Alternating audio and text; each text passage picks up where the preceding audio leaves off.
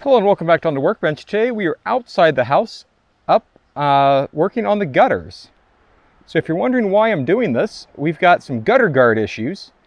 A while back I was cleaning out my gutters and discovered that the old gutter guard that the previous homeowner had installed had essentially failed. And so if you look up under there, you can see there's all sorts of debris, and this really cheap plastic gutter guard has the little fine plastic mesh behind it completely clogged and just falling off into the gutter. And at various lengths along the gutter, it basically creates a little dam for any debris that gets through, creating a whole series of dams inside the gutter, but out of view because of the exterior open grated gutter guard. So the other issue with that is, hopefully you see all the little helicopters there that are stuck in the gutter, and that's very mild to what I've seen before that I've had to remove that I didn't get on camera, of all these helicopters from all the maple trees around my house getting stuck in there. Within 200 feet of my house, I've got about a half dozen maple trees that are a little over 80 years old, give or take, and they can drop a ton of the helicopters that get stuck in these gutter guards. And so eventually over time, these have dropped down, they get caught in there, and then that causes, between water, time, and the glue failing on these really cheap gutter guards, for the mesh to be able to drop out from behind it, accumulate soil and debris, and then turn what's supposed to be a water collection means with the gutters into a, I don't know, something else. Now, the one positive side that I know my wife has appreciated with these gutters, and this is kind of a farce to be fair, is that the gutters have been very quiet, was her comment the other day. That when it rains at night, she doesn't hear the pitter-patter that she's heard in other places that we've lived, you know, when it rains in the gutters. Well, it turns out that's because there's been a ton of soil and debris. So I've already scraped these out by hand once. Now I'm coming back with a shop vac to try to get a nice clean finish as best as possible. And then I'm installing this Mico-Mesh gutter guard. This is from a company called Gutter Glove. That's a stainless steel mesh, and you can see right here, just from the installation here, some of the aggregate off the shingles has kind of come down from it because I disturbed them getting this tucked in underneath the gutter. And then the key with this is you need to make it lay flat. And so this gutter guard, or this gutter guard by Gutter Glove, is fairly pricey, unfortunately, to get this Mico-Mesh. But because of all my maple trees, I felt like I didn't really have a lot of other choice to be able to keep out all the helicopters. And so the cost to do a 200 feet of gutter is somewhere around $300 to $350 with this Gutter Glove product. And then in my case, since I'm also going to be doing my detached garage, I'm pushing upwards of $500 on this Gutter Glove product here.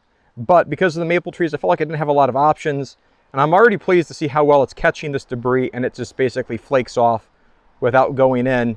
You can see that this is bent a little bit here in the profile. That's intended to be able to help catch rain coming off so it doesn't overflow the gutter. And in the instruction guide here, it wants you to have this gutter guard actually attached down to the front of this K-style gutter.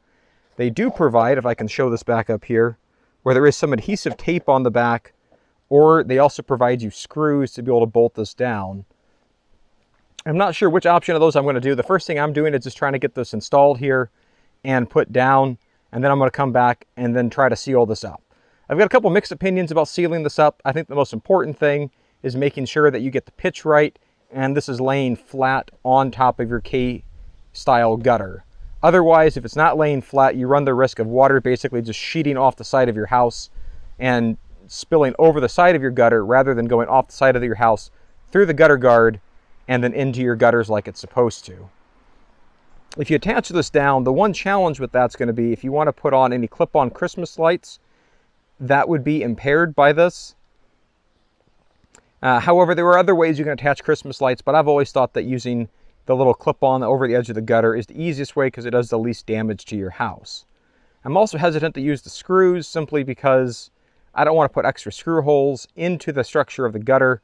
This is a seamless gutter on this house, and that's not super easy to replace without just replacing the entire length of the gutter.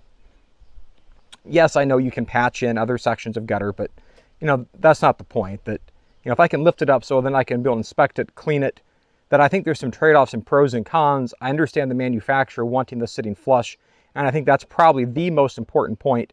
You otherwise need to bend this. You can, when you stick this under the shutter, when you stick this under the shingles, you can work together with your hands to be able to bend this into place here and to be able to create the bend to be able to give you this nice flush sitting part with the gutter.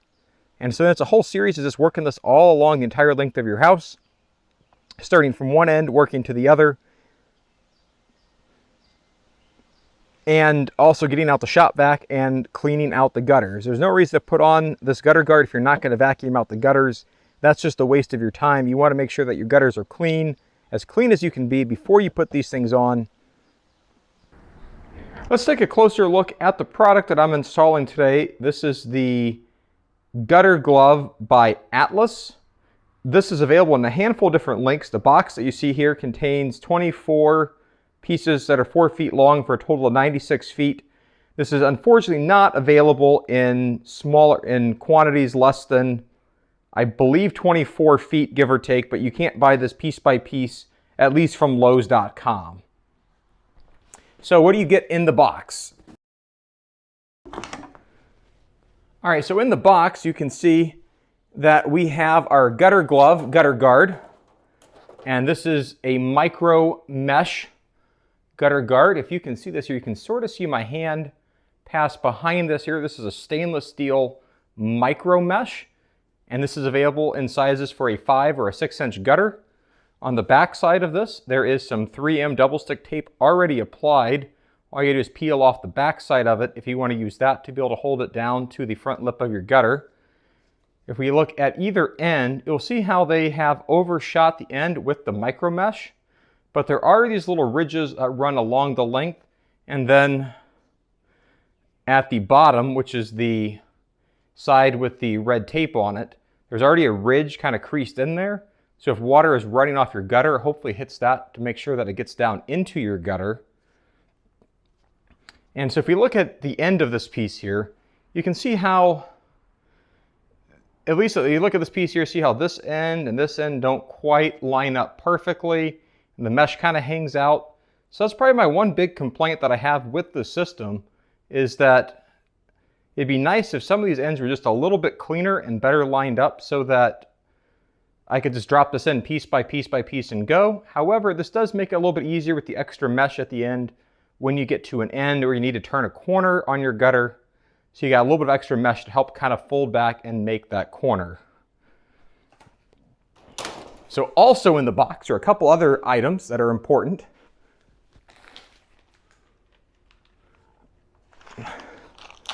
So right here we got a bag of screws.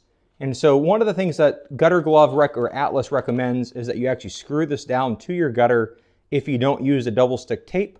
But one thing that I think is definitely appreciative, if you look in here, they actually include a magnetic bit holder in here in the bag with the screws. They recommend 3 of these per piece of gutter guard.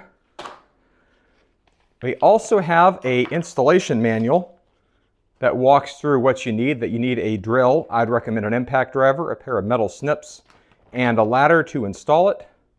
There is an installation chart for the ideal pitch. They recommend it be about 26.5 degrees or less so that the water doesn't accidentally sheet off of this and bypass your gutter.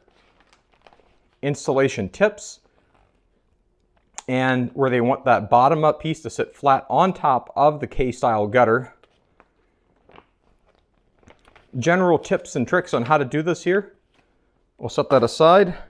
Then also included in here, this is something I wish I would have known when I ordered this stuff the first time, is you can get a free gutter brush from Gutter Guard by going to atlasgutterguard.com/register and registering your purchase with Atlas.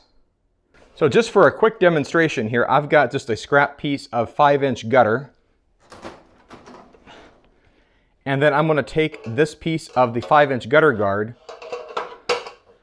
and I'm going to lay this down the back side of this here, hopefully.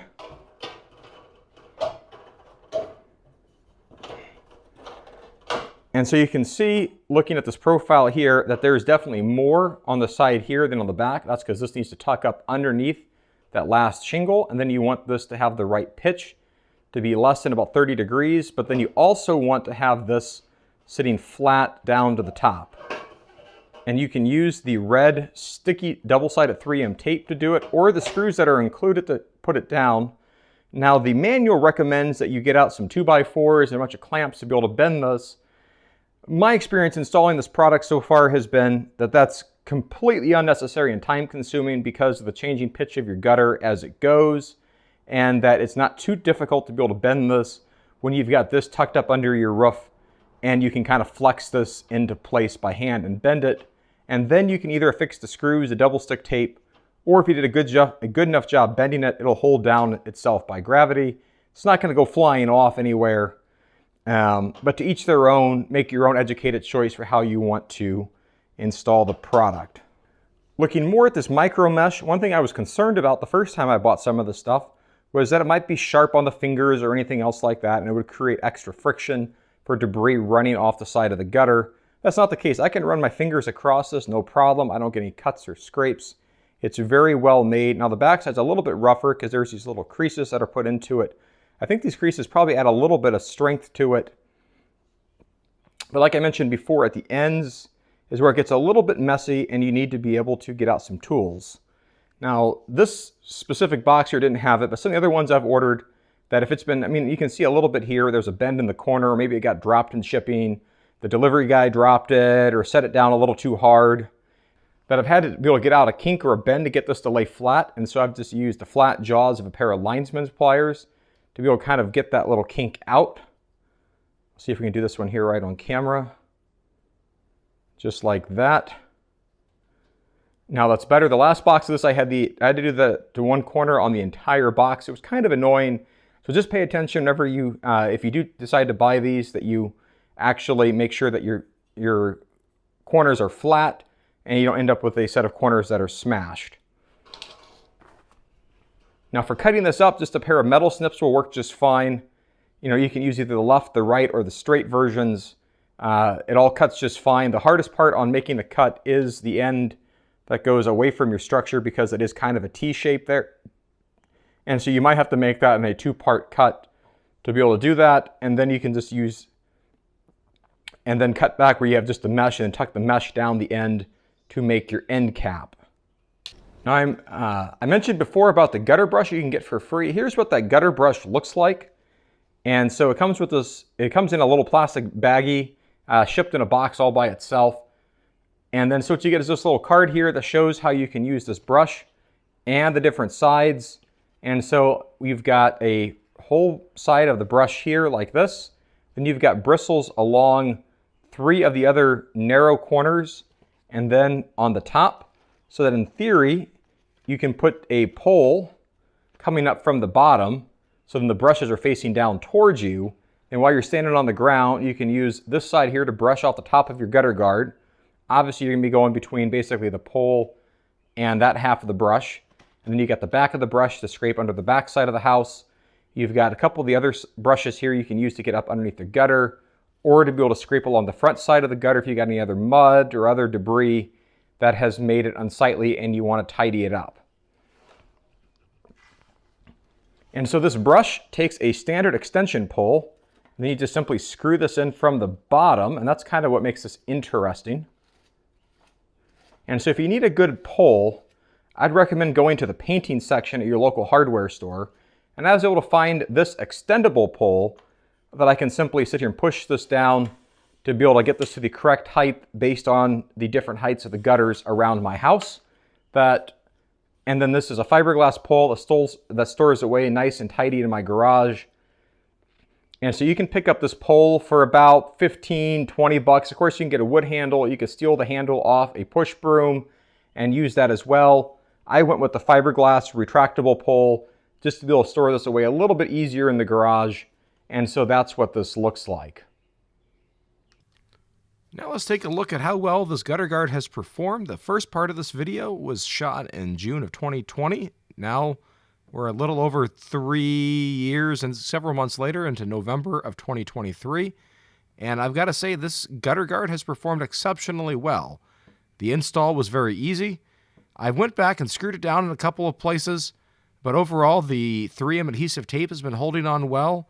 There's a couple spots here. I need to trim up the tree here. That's on me, not on the gutter guard.